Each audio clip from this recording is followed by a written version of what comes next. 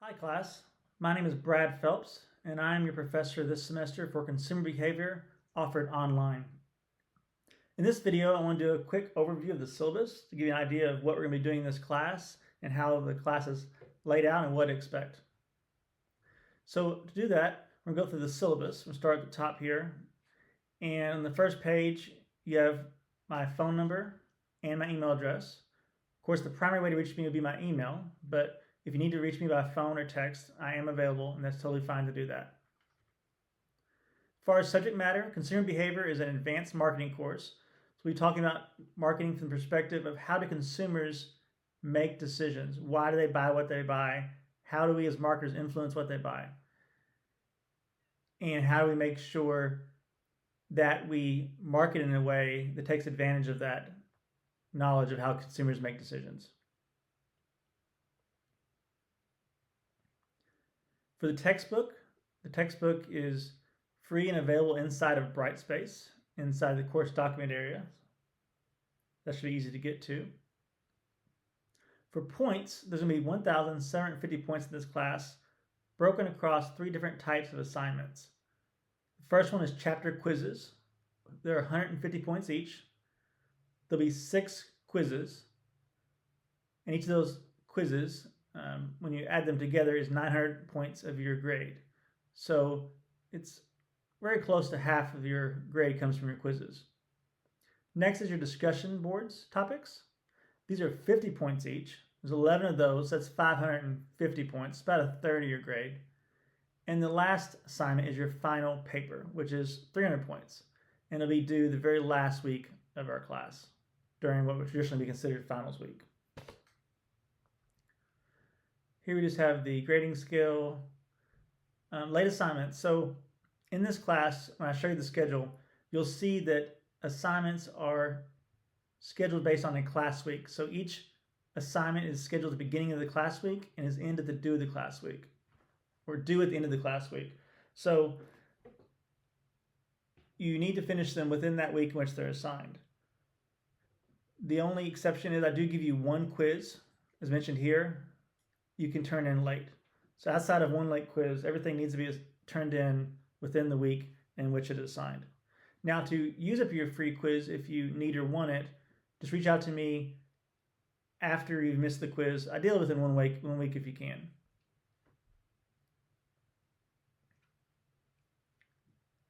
The discussion questions.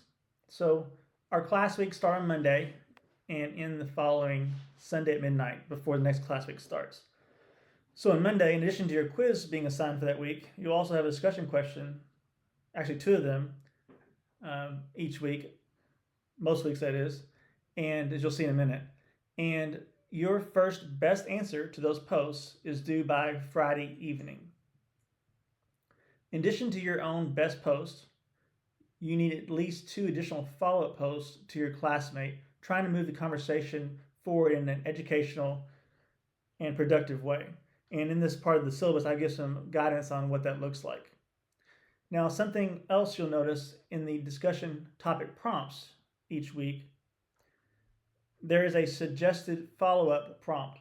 You don't have to use that, but it's to help you with generating discussion. So you'll see the initial question, and you'll see a suggested follow-up prompt to give you a good way you could, if you want to use it, way to follow up the conversation, replying to someone else's post to help move the conversation forward. So hopefully you'll find that useful.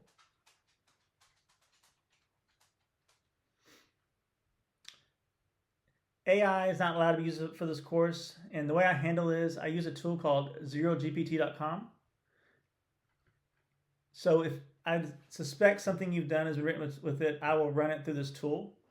And if it says higher than 25% of that item has been created with AI, then I'll consider it using AI. So why I did this is so that you can have the same tool I have, and you can run your assignments through this tool before you turn them in to make sure they don't get flagged for AI. The way we both have the same way of measuring that. To not try to make it as fair as possible. All right, this is just the policy about plagiarism. All right, so here's the class schedule. So as I mentioned, everything's based on a class week that starts on Monday. So our class starts on Monday, March 9th. So the first class week starts then and ends on Sunday, March 15th. And every class week is that way, Monday to Sunday, except for the very last class week, week 7, which is considered finals week.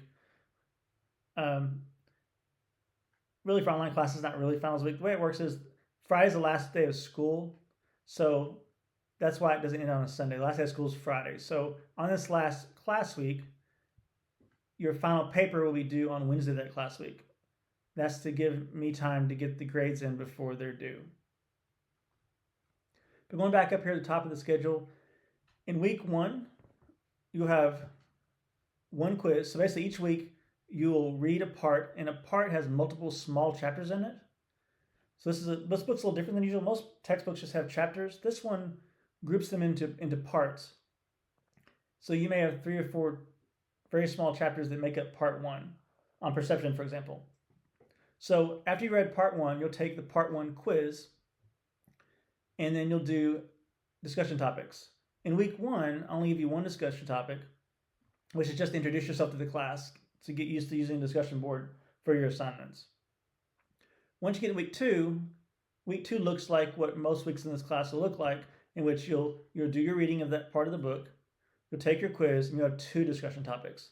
And the discussion topics, starting in week 2, tie back to the subject matter in the textbook. So week 3, 4, these are all, looks the same as far as the type of assignments you'll be doing. And then in week 7, as I already said, that's when your final paper is due.